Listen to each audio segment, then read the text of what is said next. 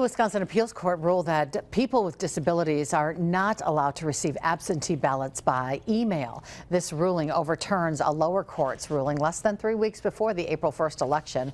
Disability Rights Wisconsin, the League of Women Voters, and 4 voters with disabilities brought the lawsuit just about a year ago, arguing that not having email absentee voting violates their right to independence and privacy while voting. A Dane County judge ruled in June in favor of email absentee voting, a privilege currently available to only military and overseas voters.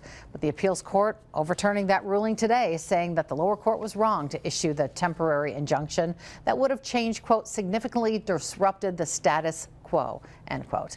The appeals court ruling can be appealed to the state Supreme Court.